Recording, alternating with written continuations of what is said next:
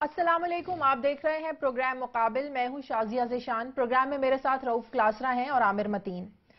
नाजरीन, एक तरफ अमनो अमान के हवाले से इजलास, security plan, national action plan पर अमल दरामद की बातें और दहशत गर्दों को शिकस्त देने का अज़्म, लेकिन दूसरी तरफ दहशत गर्दी का एक ना रुकने वाला सिलसिला जारी है। कल लाहौर में खुदकुश हमला होता है और आज रावलपिंडी में शुक्रियाल रोड पर इमाम बारगाह के करीब हमला होता है, धमाका किया जाता है और हमारी सियासी क़यादत वही रिवायती मज़म्मती बयानात देने लगती है। सवाल यह है, हर तरफ से यही सवाल उठता है कि आखिर कब दहशतगर्दी की इस लानत से छुटकारा मिलेगा, कौम कब सुख का सांस लेगी, इस पर आज हम बात करेंगे। और दूसरी तरफ बलोचिस्तान में एपेक्स कमेटी का इजलास होता है जिसमें वजीर आजम नवाज शरीफ और जनरल राहिल शरीफ शिरकत करते हैं, जिसमें वजीर आजम साहब ये फरमाते हैं कि कुछ निकात पर अमल करना आसान है और कुछ निकात पर अमल करना मुश्किल है, जिसके लिए हमें मुश्किल फैसले करना होंगे। लेकिन आखिर सवाल यह है कि मुश्किल फैसले करने में रुकावट क्या है। और दूसरी तरफ वज़ीर आज़म का यह कहना कि बलोचिस्तान मुझे इतना ही अजीज है जितना पंजाब और दूसरे सूबे। लेकिन सवाल यह है कि पंजाब का दारुल हुकूमत लाहौर तरक्याती कामों में जितना आगे है, क्या बलोचिस्तान का सूबाई दारुल हुकूमत कोयटा तरक्याती कामों के लिहाज से उतना आगे है? क्या सिर्फ वज़ीर आज़म को बलोचिस्तान का सूबा सिर्फ बातों की हद तक अजीज है? इस पर आज हम बात करेंगे। दूसरी तरफ हम आपको बताएंगे कि पाकिस्तान पीपल्स पार्टी के दौरे हुकूमत में किस तरह 5 करोड़ की बख्तरबंद गाड़ियां 17 करोड़ रुपए में खरीदी गईं और बख्तरबंद गाड़ियों के लिए दुनिया भर में सिर्फ सर्बिया का चुनाव ही क्यों किया गया? क्या HIT हैवी इंडस्ट्रीज टेक्सला ये गाड़ियां तैयार नहीं कर सकता था? इन सब सवालात के जवाबात आज कौमी असम्बली की कायमा कमेटी दिफाई पैदावार के इजलास में दिए गए और बड़े इंटरेस्टिंग जवाब जो हैं वो इसमें पेश किए गए। ये क्या मामला है, सारा इस बारे में भी आपको बताएंगे। और आखिर में बताएंगे कि सुप्रीम कोर्ट में एक पटिशन दायर की गई है जिसमें इल्जाम लगाया गया है मलिक रियाज, हबीब रफीक ग्रुप और DHA पर कि इन्होंने मिलकर किस तरह 150 अरब रुपए का घपला किया। इसकी सारी डिटेल जो आमिर मतीन साहब हमारे साथ शेयर करेंगे। लेकिन सबसे पहले वही जो दहशतगर्दी का एक ना रुकने वाला सिलसिला जारी है। क्लासर साहब, कल लाहौर का धमाका, आज पिंडी में धमाका हो गया, सानिया शिकारपुर, रोजाना की बुनियादों पर धमाके। यकीनन ये धमाके प्री प्लान्ड है, रैकी के बगैर ये धमाके नहीं हो सकते। तो इसका मतलब ये हुआ कि शहरों में भी दहशतगर्द तंजीमों के बाकायदा एक प्रॉपर नेटवर्क्स मौजूद है। फौज हमारी कबायली इलाकों में लड़ रही है, तो शहरों को देखना फिर किसका काम है? वो इंटेलिजेंस एजेंसीज का काम होता है। अगर सीधी बात मुझे सुनना चाहते हैं, वो इंटेलिजेंस एजेंसीज का काम है। और 26 हमें बताया गया था यहाँ पे आपके प्रोविंशियल और फेडरल लेवल पे एजेंसीज हैं जिनके पास बड़े बड़े बजट हैं, जिनका काम ये है।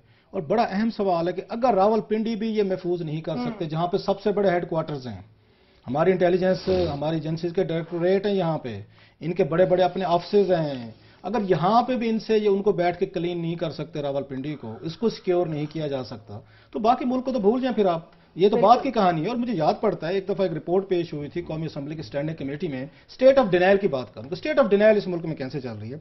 और उसमें मैंने स्टोरी ब्रेक की थी। वो स्टोरी ये थी जिसमें बताया गया था, और इंटीरियर मिनिस्ट्री की अपनी ही रिपोर्ट थी जो कमेटी के सामने पेश की गई। और एक दिन हमने पहले निकाल के एक, आपको याद होगा जो पिछला हम प्रोग्राम उस पर करते थे दुनिया टीवी में, उसमें हमने ब्रेक की थी बेकायदा स्टोरी, अखबार में बड़ी सारी छपी थी, जिसमें बताया गया था कि पूरा इस्लामाबाद घेरे में आ चुका है।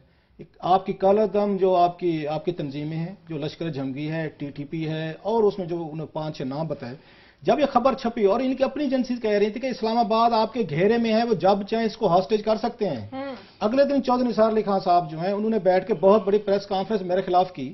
उन्होंने कहा जनाब ये झूठ बोलते हैं, ये बिल्कुल गलत खबरें देते हैं, ये पाकिस्तान में पैनिक फैला रहे हैं। अपनी रिपोर्ट जो हमारे पास मौजूद थी, हमने स्क्रीन पे दिखाई थी। खैर वो मैं झूठा निकला, अब चौधरी साहब ठीक फरमा रहे थे, एंड आई विश के मैं झूठा ही रहता। उसके बिल्कुल ठीक 3-4 दिन बाद आपका यहां पे हुआ था, इसका कचहरी का वाकया हुआ, जिसमें वहां पे उन्होंने आए, वो दहशतगर्द आए, उन्होंने मर्जी से 2-2.5 घंटे लोगों को मारा, उसमें जजेस को मारा, सबको मारा, एक भी बंदा उनको रेजिस्ट नहीं कर सका। मारने के बाद वो आराम से निकल गए।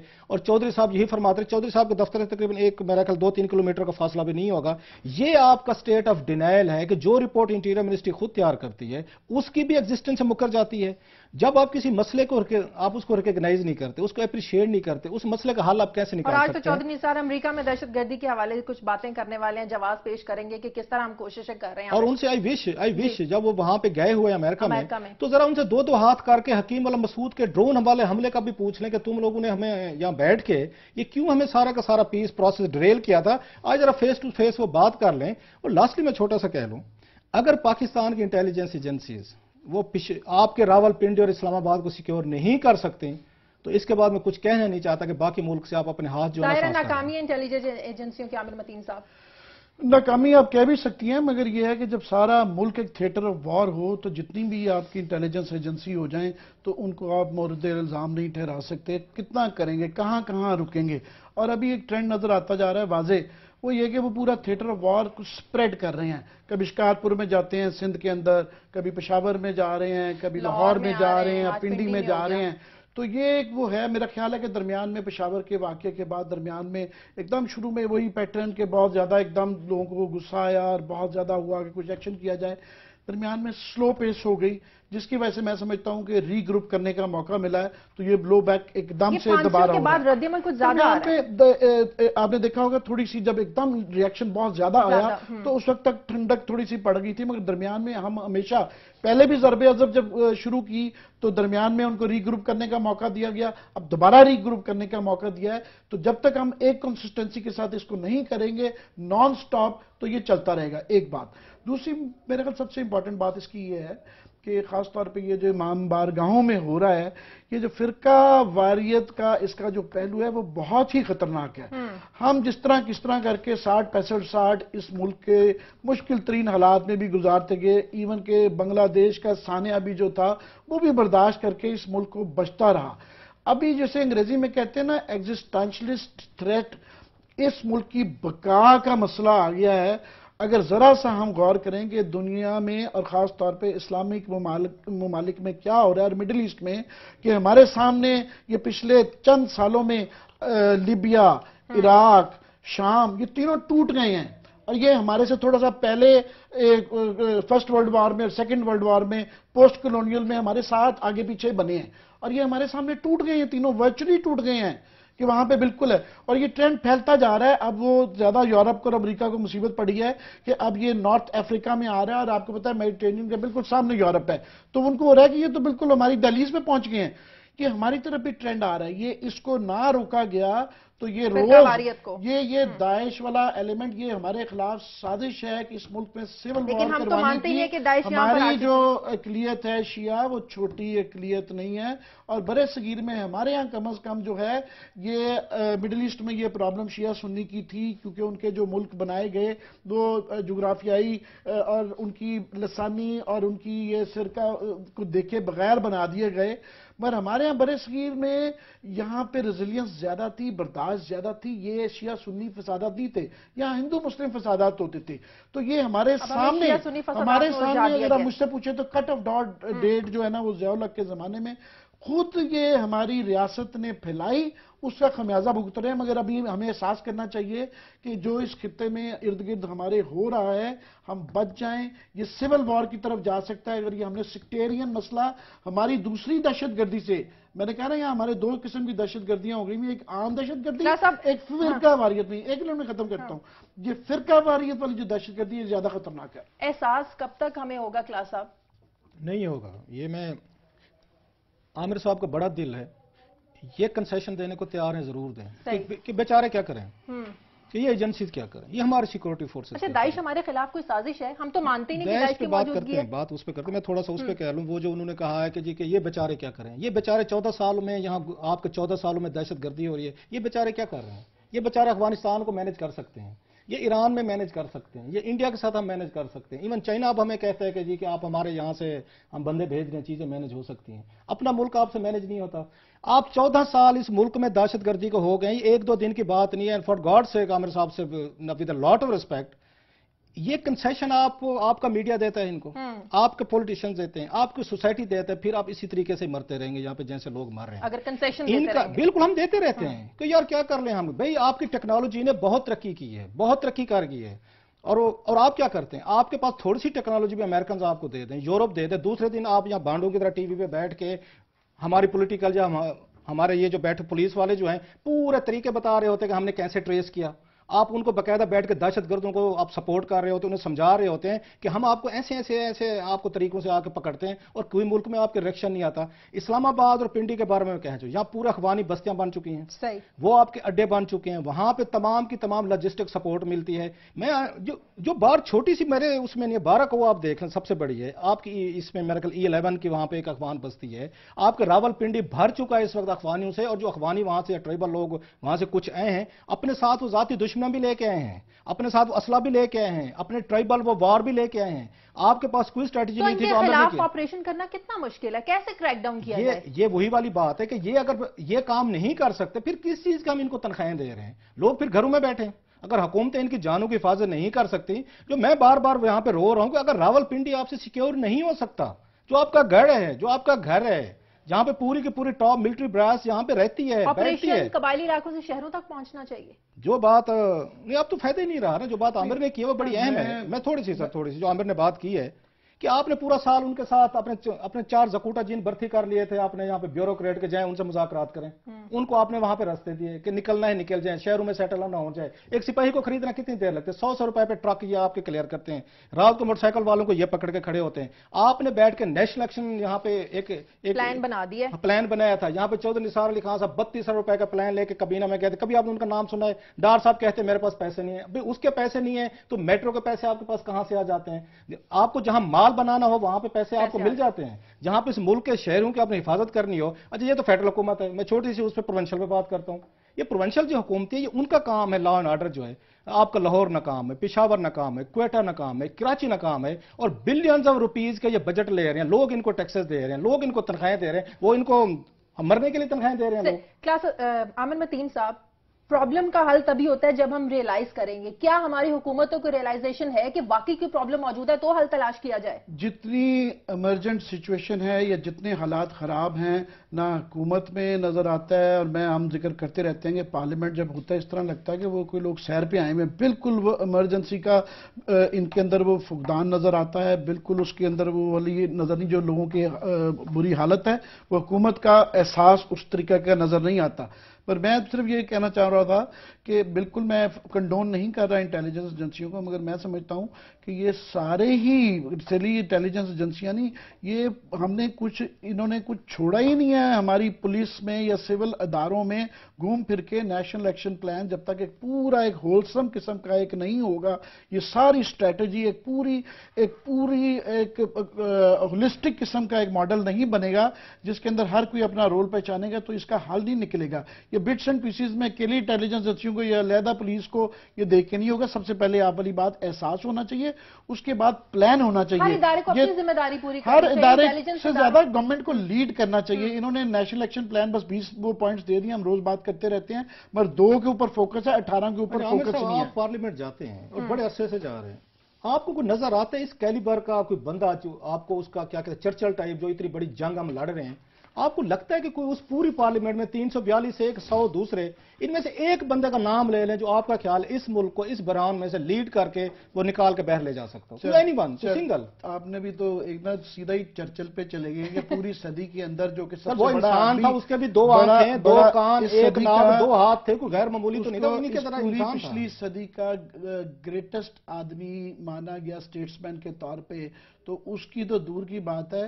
یہاں پہ یاد رہے ماتھے کا بات یہ ہے کہ آپ کو پتا ہے کہ جس وقت یہ الیکشن ہو رہے تھے وہاں پہ الیکٹیبلز ڈھونڈے جا رہے تھے، وہاں یہ نہیں سوچ کے لوگ چنے جا رہے تھے۔ سینٹ تو ہے نا، اب سینٹ میں جو الیکٹیبل آ رہے ہیں وہ وہاں پہ آپ مال لے کے آ رہے ہیں، سینٹ بنا رہے ہوں سینٹ اور لوگوں کے مامے چاچے ایڈجسٹ کر رہے ہوں اور دیکھ رہے ہوں کس کے پاس کتنا پیسہ ہے یا طاقت ہے یا دھونس ہے تھانہ کچہری کی، کس کو کیسے بنانا ہے۔ آج آپ کو نام کے بغیر نہیں جانے دیں گے کہ you have to give us one name, کہ پوری پارلیمنٹ سے کوئی ایک بندہ بتایا جو اس ملک کو لیڈ کر کے اسے باہر لے کے میں اپنے آپ کو سمجھتا ہوں کہ میرا یہ رول ہی نہیں ہے کہ میں یہ کہوں کہ اس بندے میں یہ رول ہے۔ یہ عام لوگوں کی جو بہرحال چاہے غلط چوز کرتے رہیں، مگر جب تک وہ صحیح نہیں چوز کریں گے، کیونکہ ان پولیٹیکل پارٹیز میں تو ٹھیک نہیں ہونا۔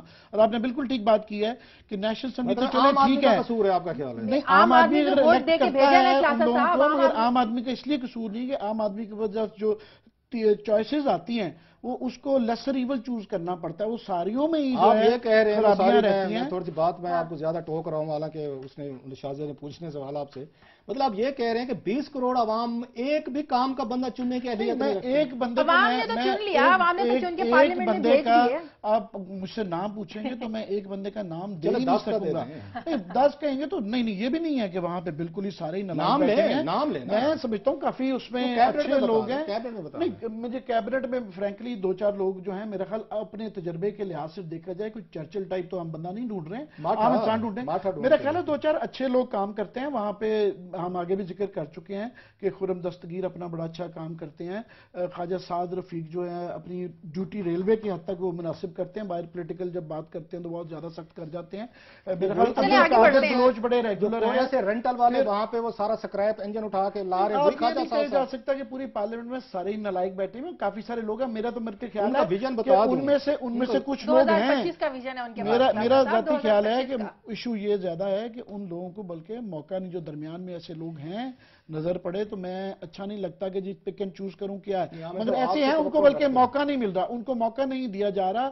مڈل آرڈر میں کافی اس طرح کے ہیر اینڈ دیر آپ کو نظر آتے ہیں. کچھ ہیرے کے علاوہ کیبنٹ آپ نے بات کی، کیبنٹ کی آپ نے بات کی ہے. آپ مجھے بتا دیں پارلیمنٹ میں آپ کو چرچا ٹائپ کون سا بندہ نظر آ رہا ہے؟ آپ کو نام میرے پاس ہوتا تو میں ان سے پوچھتا اگر مجھے کچھ سمجھ آ رہی ہوتی. یہ بھی اگین یہ بھی جاتے ہیں پارلیمنٹ جاتے ہیں، ہم بھی جاتے ہیں.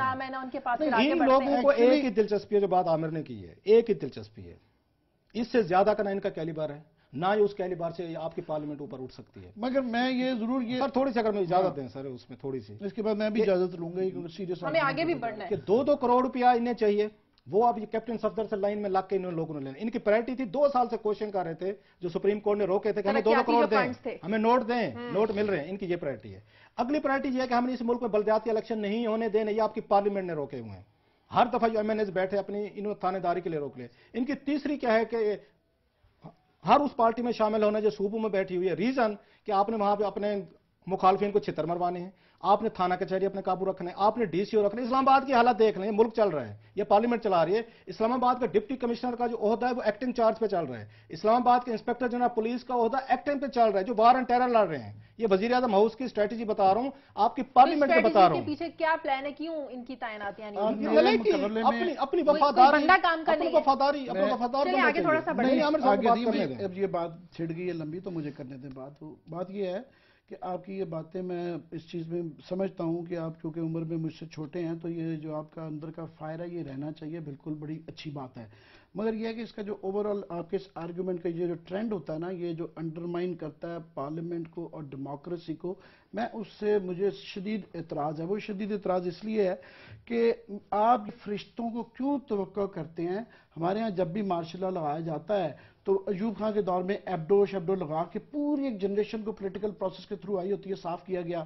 اسی طرح ضیاء-ال-حق کے دور میں دوبارہ 85 کی اسمبلی میں آپ چن کے وہ بندے لاتے ہیں. ایسے بندے چنتے ہیں جو کہ ڈی پولیٹیسائزڈ ہوں اور جو کہ تمام عمراء رولنگ لیڈ کے انٹرسٹ کو اور ایک خاص طبقے کے انٹرسٹ کو واچ کر کے وہ لایا جاتا ہے. پھر 10-20 سال لگتے ہیں، ان میں سے کچھ ہیرے نکلتے ہیں. تو یہ مشرف کا بھی بڑا ریسنٹلی یہ ہوا ہے کہ 2002 کی اسمبلی کے اندر اگین وہی ایکسرسائز کر کے اب جن ایجنسیوں کا ذکر کر رہے تھے انہوں نے بھی پک اینڈ چوز کر کے وہ پوری جنریشن نہیں لائی ہوئی ہے. یہ ایوالو کرے گی. میں یہ جو بسایا والا کانسیپٹ ہے نا کہ ایک بندہ آئے گا اور اس کو ٹھیک کر دے گا، یہ ایسے نہیں ہوگا. میں انکریمنٹل، اب آپ نے یہ بحث کر لی ہے تو میں میری بھی پوری سن لینا. میں بلیو کرتا ہوں، یہ میرا میں کین بی انٹائرلی رانگ، پر میرا خیال ہے کہ انکریمنٹل بہتری یہاں پہ آئے گی. یہ ایک دم سے جو انقلابی آپ چاہتے ہیں نا ایک بندہ آ کے ٹھیک کر دے گا، مجھے اس سوچ سے بہت سخت اعتراض ہے. آپ اپنے گھر میں کوئی ایسا ملازم رکھ سکتے ہیں جس طرح کے حکمران اس ملک پہ آ گئے ہیں. آپ تنخواہ دیتے ہیں، آپ ان کو پیسے دیتے ہیں، پرکس اینڈ پریولیجز دیتے ہیں. کسی ایک کا بتا دیں کہ جو نااہل لوگوں کی تعداد انہوں نے اکٹھی آ کے اس ملک پہ افسران لگائے ہیں، انہوں نے عہدے بانٹے ہیں، ان کو ووٹ آؤٹ ہونا چاہیے. سن لینا ووٹ آؤٹ کیسے ہو؟ آپ کے سامنے ہے. جب جج مل گئے ہیں آپ کے ساتھ، جب بیوروکریٹ آپ کے ساتھ مل گئے، جب آپ کی فوج اس وقت مل گئی، سارے اگر انہوں نے بیٹھ کے چیزیں مینج کر لیں، پھر کہاں سے پارلیمنٹ آئے گی جینون قسم کی؟ اگلی بات یہ ہے جو میرا ہمیشہ آرگومنٹ رہا ہے کہ کیا جن لوگوں کو یہ عہدے دے رہے ہیں یہاں پہ بانٹ رہے ہیں نہیں، وہ دوسرے لفظوں میں اپنی فیکٹری میں اپنے فارم ہاؤس میں کسی کے لیے کرپشن برداشت کرنے کو تیار نہیں سر. ایجنڈے پہ جانا ہے سر، ایجنڈے پہ جائیں گے. ایک تھوڑا سا آپ ضرور ان کو بینیفٹ آف دا ڈاؤٹ دیے رکھیں گے. ملک متبادل بتا دیں. میں صرف یہ پوچھنا چاہ رہا ہوں کہ مجھے متبادل بتا دیں گے نا، اس سے بہتر تو میں مجھے بحث ختم کر دوں. اب ہمیں بتایا گیا تھا جو ارشد شریف نے اسکینڈل دیا، ہمیں چھوٹے سے، کیونکہ میں آپ کو چھوٹا موٹا رپورٹر ہے، ہم تو رپورٹنگ پہ جائیں گے کہ اس ملک کے ساتھ ہو کیا رہا ہے. آپ نے ہمیں بتایا کہ آپ چائنیز انویسٹمنٹ آ رہے ہیں اور ہم نے بڑے تبلے مارے کہ ملک ترقی کر رہے ہیں. اس چائنیز آپ کی انویسٹمنٹ سے وہاں سے قطر سے وہ نکل آئے، سیف الرحمان صاحب نکل آئے. آپ ہمیں یہ چاہتے ہیں کہ آپ ان کو بالکل، آپ یہ پارلیمنٹ کو کچھ نہ کہیں، اس وزیر اعظم کو کچھ نہ کہیں، ان کو کیبنٹ کو نہ کہیں، ادروائز یہ جمہوریت خطرے میں. یہ لوگ بلیک میل کر رہے ہیں، یہ اس ملک کو بلیک میل کر رہے ہیں، یہ آپ کی پارلیمنٹ کو کر رہے ہیں، میڈیا کو کر رہے ہیں، ماسز کو. ان میں سے کوئی ایک بھی نلائق آدمی یہ اپنی فیکٹری کا مینیجر نہیں ہے. میرے منہ میں الفاظ نہ ڈالیں آپ پلیز. میں صرف یہ کہہ رہا ہوں کہ 1990 کی دہائی میں ہم نے یہ سبق سیکھا تھا کہ بالکل ان پہ الزام لگائیں، مگر ساتھ میں تناظر بتاتے جائیں کہ ہماری اس تنقید کا مقصد یہ نہیں ہے کہ آپ ہماری ہی خبروں کو یوز کر کے ماشاء اللہ لے آئیں. سر میرا نہیں، آپ مجھے آرمی چیف جو ہے، آپ اور میں تو نہیں لگاتے نا، پارلیمنٹ تو نہیں لگاتے. نواز شریف صاحب کا چانس تھا پارلیمنٹ کو مضبوط کرتے، وہ 3 آرمی چیف کی فائل جو تھی. میں ان کا ڈیفینڈر نہیں ہوں، میں یہ کہہ رہا ہوں، یہ پارلیمنٹ میں کہہ رہا ہوں، میں اتنے بڑے ناقد ہوں جتنے آپ بڑے ناقد ہیں. اپنی پوری انہوں نے فیملی کی کیبنٹ بنائی. آپ مجھے اس میں عوام کا قصور بتا دیں، عوام کا قصور کیا ہے؟ کریں. مجھے بریک لینے دیں ناظرین، واپس آتے ہیں ایک چھوٹے سے بریک کے بعد. کلاسا صاحب، بلوچستان میں ایپیکس کمیٹی کا اجلاس ہوتا ہے. وزیر اعظم صاحب فرماتے ہیں کہ ہمیں کچھ مشکل فیصلے کرنا ہوں گے. اتنا کچھ کھونے کے بعد ابھی بھی ہم سوچ رہے ہیں کہ مشکل فیصلے، رکاوٹ کیا ہے؟ مدرسوں کو کنٹرول کرنا یہ مشکل فیصلہ ہے کیا؟ یہ رکاوٹ ہے. 60 کالعدم تنظیمیں آپ نے بین کی، ان کے نام بتانا مشکل ہے، ان پہ ہاتھ ڈالنا مشکل ہے. رکاوٹ کہاں پر ہے؟ ویسے تو عامر متین جو ہے، انہوں نے اس پہ ایک بلکہ 2 سیریز لکھی ہیں بلوچستان. میں کہتا ہوں اگر کوئی ہمارے اسلام آباد یا ایون پاکستان میں کسی نے بلوچستان کو وزٹ کیا بائی فٹ تو وہ عامر متین نے کیا. انہوں نے بڑی خوبصورت نیوز میں اپنی رپورٹس لکھی. سو بلوچستان کا ایک جو پرسپیکٹو پراپر ان سے لیں گے وہ زیادہ بہتر بتا سکتے ہیں بلوچستان کے. میں تھوڑی سی 2-4 چیزیں کہتا ہوں. نواز شریف صاحب نے فرمایا ہے کہ ہم اس کے ساتھ انصاف کریں گے، بلوچستان کے ساتھ اس کی ایکول، اس کی ہم آ کے ترقی کریں گے، اور اس کے ساتھ جو نا انصافیاں ہوئی ہیں وہ نہیں ہونے دیں گے. اب میرے 2 سوالات ہیں. اس کو پروکیل کہہ لیں یا میرے اندر کے بیسز کہہ لیں، لوگ اب اس کو تعصب کہیں گے، مجھ سے وٹ ایور آپ کہہ لیں. آپ نے گورنر لگانا تھا یہ گلگت کا، آپ نے شیخو پورہ سے میں نے اٹھایا اپنا. ذرا انصاف دیکھیں، ہمارا انصاف کا ترازو کیسے چلتا ہے. جو وہاں کوئٹہ میں بیٹھ کے فرما رہے ہیں کہ ہم بلوچستان کو انصاف دیں گے، گلگت میں انہوں نے گورنر لگایا وہ شیخو پورہ سے لے کے گئے ہیں. تو یہ انصاف ہے. یہ انصاف ہوگا نمبر 1. ایک اور انصاف دیکھیں، چلو گلگت بڑا دور ہے، وہ پسماندہ لوگ ہیں، ان کی کون پوچھتا ہے گلگت باتوں کی، کون سنتا ہے، ایک لمبی کہانی ہے. ذرا پنجاب کو دیکھ لیتے ہیں، اپنے گھر کو دیکھ لیتے ہیں، جو ان کا اپنا گھر ہے، ہمارا بھی ہے وہاں پہ. اس میں مصروف جو ہیں، جو انہوں نے جنوبی پنجاب جو سرائکی علاقوں کے ساتھ انصاف کیا وہ ابھی ہم نے دیکھ لیا ہے. سینٹ پر ٹکٹ ہی نہیں دیا کسی کو. آپ 3 سینیٹر جو ہیں وہ کراچی سے لے آئے ہیں. آپ کو اتنی نفرت ہے اس سے جنوب سے کہ آپ کو اتنی چڑ ہے ان علاقوں سے جو 6 کروڑ عوام رہتی ہے، جن کی نمائندگی نہیں ہے، جن کے پاس کوئی وہاں ڈیولپمنٹ نہیں ہے، جن کے پاس پیسہ نہیں ہے.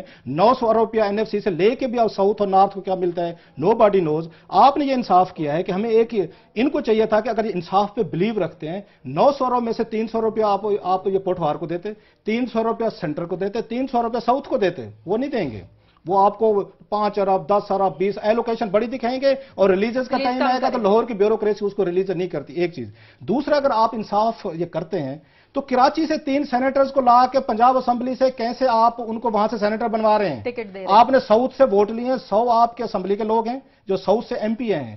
آپ کا 50 MNA ہے یہاں پہ، 150 جو لوگ ہیں وہ آپ کے ساؤتھ سے نمائندگی کر رہے ہیں پروونشل اور یہاں فیڈرل حکومت میں، اسمبلی میں، قومی اسمبلی میں. ان کو ایک سیٹ بھی آپ دینے کو تیار نہیں ہے. لاہور سے آپ نے 60 سیٹیں تھیں آپ کی خواتین کے مختصر، جو میں بار بار رپیٹ کر رہا ہوں لوگوں کے لیے. اس میں سے 34 جو ہیں وہ آپ کی خواتین جو ہیں وہ مخصوص سیٹوں کی لاہور کی ہیں اور فیشنیبل ہیں، گلبرگ کی ہیں، DHA کی ہیں، ڈیفینس کی ہیں. ان کے جا کے الیکشن کمیشن آف پاکستان کی ویب سائٹ پہ ایڈریسز ہے.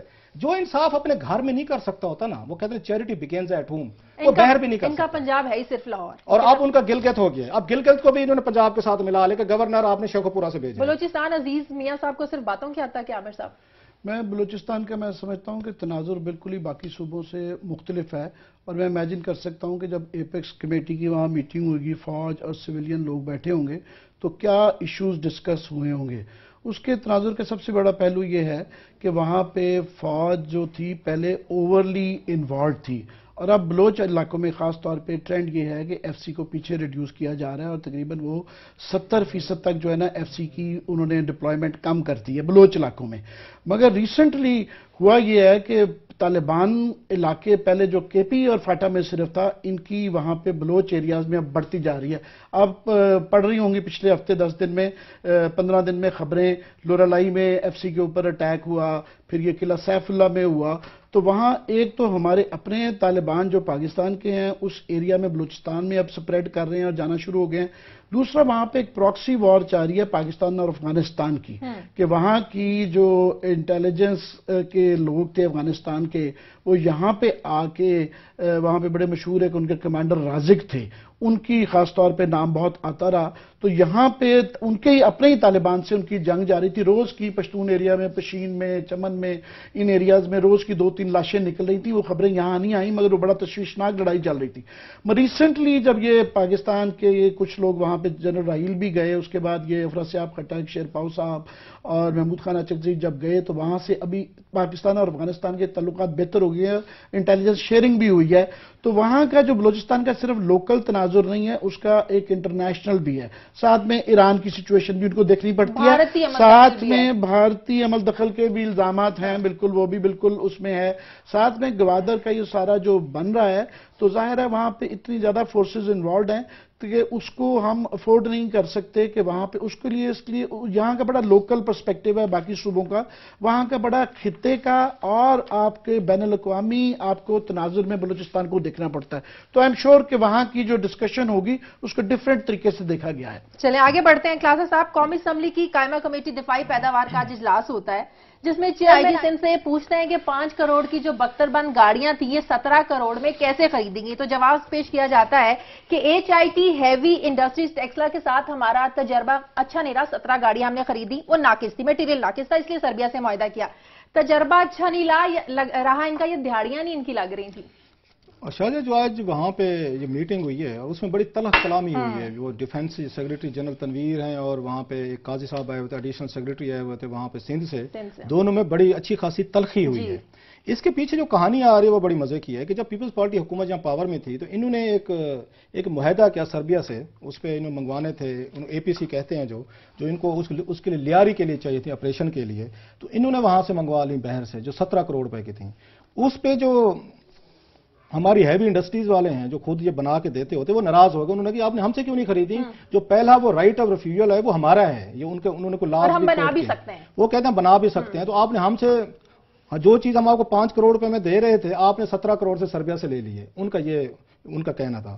اس کے بعد انہوں نے کسی بندے کو تیار بھی کیا اور جس بندے نے پٹیشن سپریم کورٹ میں کی ہے، میں نام اس کا پڑھ رہا ہوں، وہ مصروف وہ ہیں جو ہر دفعہ وہ کہہ سکتے اس طرح کے پٹیشن ڈال کے سپریم کورٹ میں ڈالتے ہوتے ہیں، وہ فرمائشی جا کے پٹیشن ڈالتے رہتے ہیں. ان کے بارے میں اچھا خاصا سب لوگوں کو پتہ ہے. لگتی ہے آپ کو؟ نہیں اس میں ہے، لیکن اس میں جو آپ کیسے الزامات لگائے گئے ہیں وہ بڑے سیریس ہیں. کسی نہ کسی کو آپ نے آگے کرنا ہوتا ہے، فرنٹ مین تو آپ کو چاہیے. بعض دفعہ کچھ ادارے خود سامنے نہیں آ سکتے تو کسی کے ذریعے پٹیشن ڈلوا دیتے ہوتے. سو یہ پٹیشن ڈلوائی کی ہے اگین، لیکن جو اس میں آپ کہہ سکتے ہیں سوالات اٹھائے گئے وہ بڑے جینوئن اور بڑے پرٹیننٹ ہیں. اس میں کہتے ہیں کہ جو چیز ہم آپ کو 5 کروڑ میں دے رہے تھے آپ نے 17 کروڑ سے فارن ایکسچینج لگا کے باہر سے کیوں خریدا.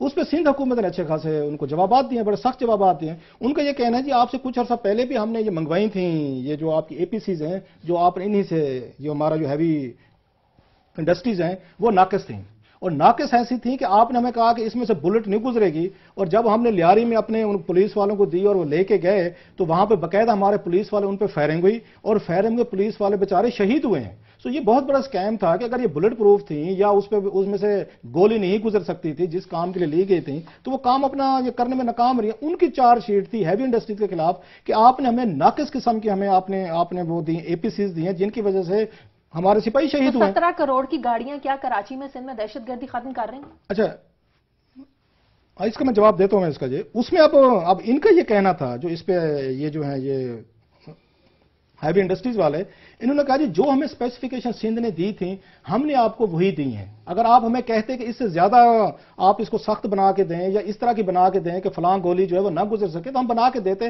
آپ نے جو ہمیں اسپیسیفکیشن دی وہی کی. اور بڑی انٹرسٹنگلی چیز یہ ہے کہ نیشنل یا پولیس بیورو جو اسلام آباد میں اس کے ذریعے خریداری کی گئی. مجھے نہیں سمجھ آتی کہ اگر آپ کی سندھ حکومت خرید رہی تھی تو درمیان میں نیشنل پولیس بیورو کہاں پہ آ گیا. اچھا اب پتہ یہ چلا طارق مرید ہے ہمارے یہاں پہ رپورٹر ہیں ڈیفینس کو کور کرتے، میں نے آج ان سے بھی تھوڑی سی ڈسکشن کی، وہ کچھ سٹوریز کو فالو کرتے رہے.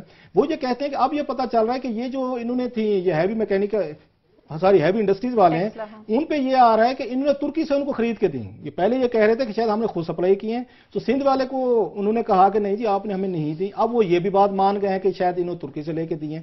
آج وہاں پہ جو کمیٹی میں اہم چیز ہوئی ہے، میں اس کو تھوڑا سم اپ کروں کیونکہ انہوں نے عامر نے بڑا ایک امپورٹنٹ اسکیم انہوں نے انفولڈ کرنا ہے. وہاں پہ انہوں نے کچھ ان سے سوالات سپریم کورٹ نے بھی ڈالے سندھ حکومت سے، اور انہوں نے اس سے ہیوی انڈسٹری سے بھی ڈالے. ان کے جوابات سے یہ پتہ چلتا ہے کہ چیئرمین جو ہیں یہ کمیٹی کے خواجہ سہیل ہیں، انہوں نے خاصا رگڑا ہے آج سندھ حکومت کو، اور انہوں نے یہاں تک کہا ہے کہ اس وقت مرکز میں پیپلز پارٹی تھی اور یہاں پروونشل حکومت بھی سندھ پیپلز پارٹی تھی، آپ دونوں نے مل کے کوئی کھیل کھیلا ہے، ان کا یہ کہنا تھا. اور یہ بھی کہا کہ اے جی جو ہیں وہ سندھ کے، وہ جن کے دور میں یہ چیزیں لائی گئی، یا مستعفی ہوں یا نیب کا سامنا کریں. خیر نیب کا تو ان کو دھمکیاں کسی کو نہ دیں، نیب تو بالکل اب وہ ہو چکی ہے، وہ ڈیڈ ہو چکی ہے، نیب کی دھمکی نہ دیں. اب کچھ ہلکے یہ بھی اعتراض کر رہے ہیں، جو ہلکے اعتراض کر رہے ہیں کمیٹی پہ آ رہے ہیں کہ شاید کمیٹی جو ہے وہ ہیوی انڈسٹریز کے لوگ ان کو یہ کہہ رہے ہیں، کہانی ڈال رہے ہیں کہ ہم آپ کو چائنا اور ترکی لے کے جائیں گے جہاں ہمارے پروجیکٹ چل رہے ہیں. تو وزٹ ارینج کرنے کے لیے وہ شاید کمیٹی جو ہے وہ شاید ان کو زیادہ سپورٹ کر رہی ہے انڈسٹریز کو. انڈسٹری سے کوشچننگ نہیں کی جا رہی کہ اگر یہ ناقص چیزیں آپ نے بنائی ہیں تو ان کو کیسے ملی ہیں. عامر متین صاحب آپ کا کمنٹ لینا چاہتی ہوں اس سے پہلے کہ ملک ریاض کے ایک نئے اسکینڈل کی طرف ہم آگے بڑھیں. ایڈیشنل آئی جی سندھ کہتے ہیں کہ اگر اب ہم اس معاہدے سے پیچھے ہٹیں گے تو ملک کو نقصان ہوگا. وہ ہمیشہ ایسی باتیں کرتے ہیں، مگر اس میں صرف ایک بات ضرور کہنا چاہوں گا اپنے ویورز کو کہ یہ چونکہ ہم اگلا کیس بھی ایک پٹیشن پہ بیسڈ کر رہے ہیں اور یہ بھی ایک پٹیشن پہ ہے، تو پٹیشن کے اندر یہ والے الزامات ہوتے ہیں. اس کا یہ مطلب ہم نہیں کہہ رہے ہوتے کہ جناب یہ ایسے ہی ہے. جو ہے یہ پٹیشن میں الزامات لگے ہوئے ہیں، اس چیز کا خیال رکھنا چاہیے ہمیں بھی، اور ہم کوشش کرتے ہیں. مگر اس کے اندر جو بڑا ڈاکیومنٹس لگے ہوتے ہیں ایویڈنس والے، ان کو آپ جو ہے نا بڑا زیادہ کوٹ کر سکتے ہیں. کیونکہ ہم آگے ملک صاحب کی طرف جا رہے ہیں، وہ بھی پٹیشن ہے، تو میں نے اس لیے ایک سمجھیں گے تمہید باندھی ہے. نہیں سر، میں بھی ڈاکومنٹ عامر یہ آج یہ سندھ حکومت نے یہ جو پیپرز ہیں کمیٹی میں پیش کیے ہیں، ہم نے یہاں سے پڑھ کے، ہمیں تو نہیں پتا ہوتا کہ ان کا بیک گراؤنڈ میں کیا ہو رہا ہے، کون ڈیل کر رہے ہیں. سو یہ ڈاکومنٹ کی بھی لیگل ان کی حیثیت اتنی ہی ہوتی ہے جتنی کسی اور کی ہوتی ہے. میں نے وہی کہنا ڈاکیومنٹس اس میں امپورٹنٹ ہو جاتی ہیں. جو ہے نا باقی الزامات ہیں، انٹرپریٹیشن کی بات ہے، وہ جو ڈاکیومنٹس ہیں وہ تو ڈاکیومنٹس ہیں. آپ کے پاس بھی ایک پٹیشن کے کچھ ڈاکیومنٹس ہیں، اس پٹیشن میں کیا کہا گیا؟ میں اس سے پہلے ایک تھوڑی سی تمہید یہ باندھنا چاہتا ہوں کہ ہم نے کل جو ہے ملک ریاض صاحب کے متعلق یہاں پہ ایک بات کی، وہ بھی ایک پٹیشن پہ بیسڈ تھا. وہ پبلک اکاؤنٹ کمیٹی کے اندر رؤوف لے کے آئے تھے، جو کہ سارا بڑی حوصلے کی بات ہے اور بڑی حیرانگی کی بات ہے کہ آڈیٹر جنرل صاحب نے حوصلہ کیا اور ان کے متعلق جو ہے وہ ایک رپورٹ جو ہے پبلک اکاؤنٹ کمیٹی میں آنے والی ہے، اس کے اوپر آ چکی ہے، تو وہ کیا گیا. تو اس کے ساتھ یہ بھی ایک پٹیشن ہے جو کہ کل جو ہے یہ سپریم کورٹ میں فائل ہوئی ہے. اور آج مجھے اس پہ ہم خاص طور پہ اس لیے ذکر کر رہے ہیں کہ آج کسی اخبار میں یہ مجھے نظر نہیں آئی، آئے بھی نہیں. تو اس وجہ سے خاص طور پہ ہم سمجھتے ہیں کہ ہماری، کل بھی ہم نے جیسے کہا کہ ہمارا میڈیا، ہمیں بڑی سب کو تکلیف ہے کہ ایک شخص نے انڈیا میں بھی ٹاٹا برلا کے متعلق چھپ جاتی ہے، مگر ہمارے ملک میں ملک ریاض کے متعلق کچھ نہیں چھپتا، اور سارا ہی compromise because of one person ہو گیا ہے. تو ہم خاص طور پہ اس پٹیشن کے اوپر کر رہے ہیں، خلاف نہیں چھپتا ہے تو میڈیا کمپرومائز کرتا ہے. مگر ساتھ میں ہم نے کل بھی اور آج بھی کہا ہے، اور ہمارے پروڈیوسر صاحب نے ملک ریاض صاحب کے دفتر میں فون کیا ہے کہ ہمیں جو بھی کوئی کانٹیکٹ کر کے اپنا پوائنٹ آف ویو دینا چاہے یا ہمارے دفتر میں آ کے ہمارے ساتھ بیٹھ کے اس کو آرگیو کرنا چاہے تو کرے. مگر فی الحال ان کو یہ آرگومنٹ سپریم کورٹ میں دینے ہیں. یہ ایک پٹیشن ہے. پٹیشن کا بیک گراؤنڈ یہ ہے کہ میں سمجھتا ہوں یہ پاکستان کے بڑے ترین سکیمز میں سے آتا ہے کہ the share amount of money involved is huge. یہ تقریباً اس کے اندر الزام لگایا گیا ہے کہ 350 بلین ارب روپیہ، یہ تقریباً آپ دیکھ لیں کہ $3.5 بلین بن جاتا ہے. کیسا مجھے درست کیجیے گا جہاں میں غلط ہوں نمبرز میں، میرے نمبرز ذرا خراب ہیں. تو اس میں وہ ہے، اس کا بیک گراؤنڈ یہ ہے کہ اس کے اندر جو ہے بے تحاشا 2004 سے لے کے اب تک جرنیل بھی انوالوڈ ہیں، ٹاپ ہماری لیڈرشپ، یہاں تک کہ اس کے اندر پرانے آرمی چیفز بھی انوالوڈ نظر آتے ہیں. اس میں الزامات سارے ہی ہیں. اور یہ ایک بریگیڈیئر خالد رشید صاحب نے، وہ خود بھی فوجی ہیں، انہوں نے یہ کیا ہے. اس میں صدر، وزیر اعظم، بیوروکریٹ، زکوٹا جن آپ کے بقول ساری رولنگ ایلیٹ انوالوڈ ہے. اور یہ پاکستان کے میرا خیال بڑے ترین سکیم میں سے، اور 12 سال سے یہ اب جا کے سپریم کورٹ میں EOIB کے حوالے سے نتھی کر کے جو ہے نا یہ ایکسپٹ پٹیشن ہوئی ہے. تو یہ پٹیشن ہم اس کی ڈیٹیلز یہ ہیں کہ اس کے اندر حبیب رفیق لمیٹڈ جو کہ پاکستان کی بہت بڑی کمپنی ہے، ان کا ایک ذیلی ادارہ ہے پیٹرو ٹریڈ، انہوں نے ڈی ایچ اے کے ساتھ ایک کانفیڈینشیل معاہدہ کیا. اب اتنا بڑا آپ دیکھیں، پہلے تو کانفیڈینشیل ہونا نہیں چاہیے تھا.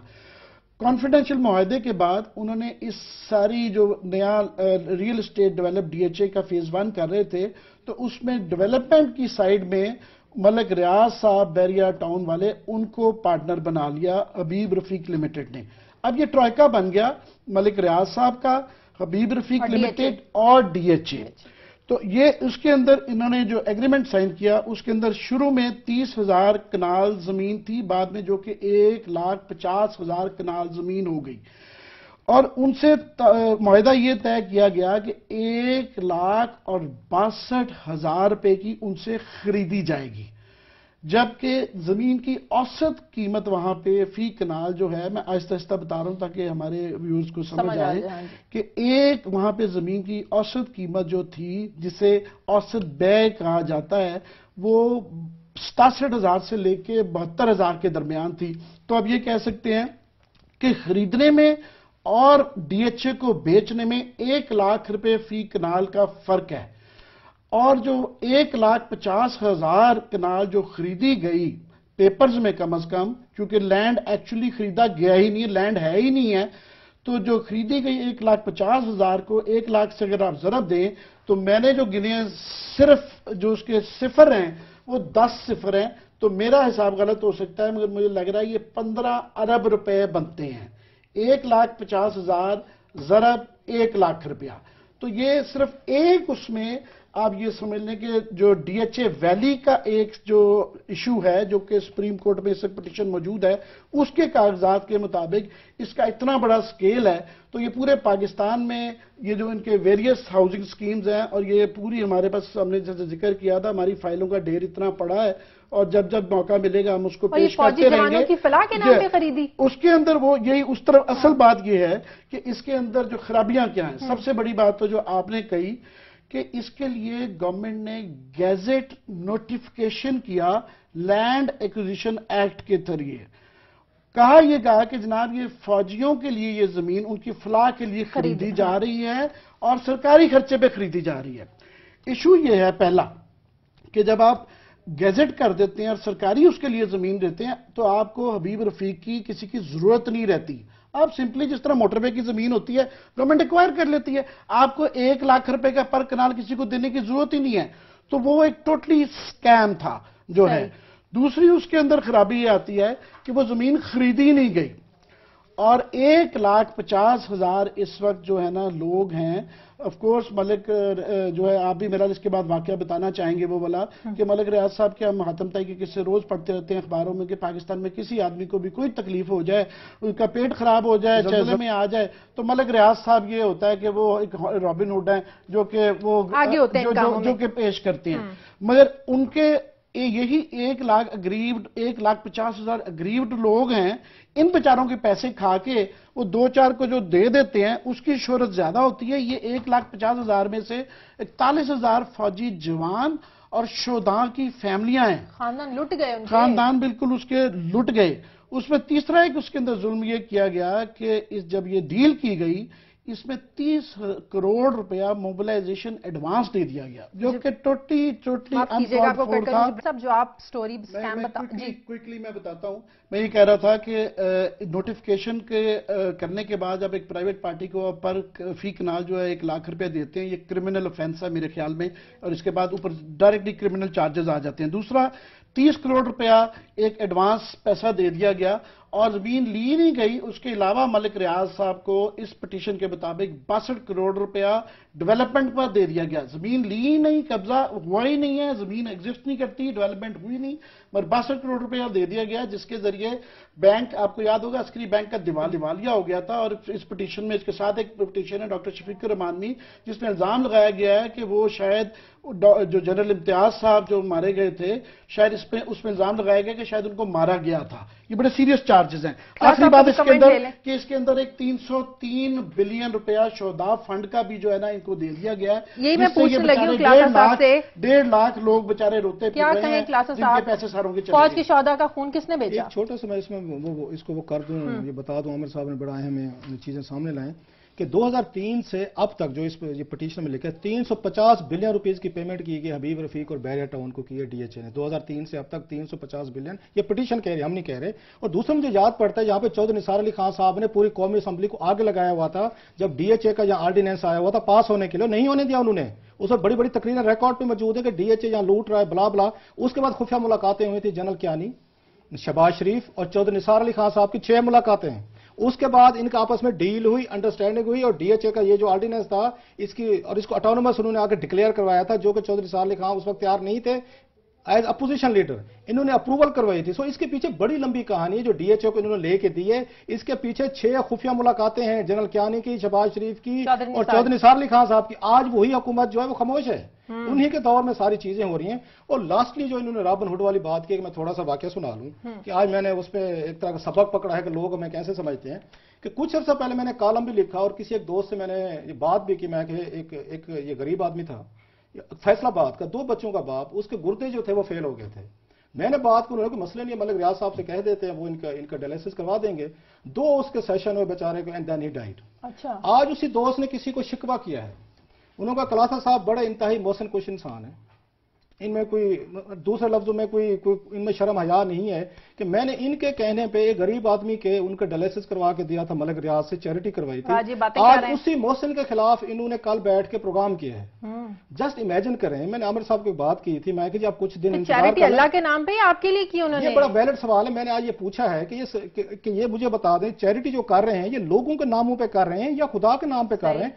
ये लोगों को भी हम थोड़ा सा बता दें, ये चैरिटी के पीछे ये कैमोफ्लेज करते हैं ना कुछ लोग। और बाज़ दफा जिस दोस्त ने वो कहा, मैं उसके दोस्त घर के जाके खाने भी खाता रहा हूं, सोच रहा हूं कल उनको कहूं कि हजूर मुझे अपने खानों का घर का बिल भी भेज दें ताकि कल को ये ना कहें, वो भी मैं आपको चेक पेश कर दूं कि ये आपके खानों का बिल है। कल को आपने ये भी हमें ताना देना है कि आप हमारे आके घर खाना खाते थे और हमारे दोस्तों को स्कैंडल करते हैं। दूसरा, मेरी इस टीवी के जरिए रिक्वेस्ट है मलिक रियाज साहब के बैरिया टाउन के हॉस्पिटल से, उस नौजवान का नाम मैं उनको भिजवा दूंगा, उसके 2 डायलिसिस के जो पैसे बनते हैं वो मुझे बता दें, मैं उसका एक चेक लिख के वापस कर देता हूं, क्योंकि मुझे नहीं पता था ये चैरिटी अल्लाह के नाम पे नहीं हो रही, ये मेरे नाम पे हो रही। आई एम रेडी टू पे फॉर इट। सही जी आमिर साहब, मैं सिर्फ इसका इतनी ज्यादा ये डिटेल और इतना बड़ा ये एक इशू है, मगर ये चैरिटी वाला जो मामला है ये वाकई इसमें एक बड़े लोगों का भला हो रहा है। ठीक है जी, वो उन्होंने मौलवी अजीज साहब को भी रखा हुआ है और लाल मस्जिद के सबको भी रखा हुआ है और लोगों के गुर्दे भी साफ करवा देते हैं, पेट भी साफ करवा देते हैं। सवाल मैं पूछना चाहता हूं आपसे जी जी, क्योंकि ये चैरिटी वाला तो पता चल गया ना, चैरिटी किसके लिए, अल्लाह के नाम पे नहीं होती, हमारे नामों पे होती है और हमें चुप कराने के लिए की जाती है। अगली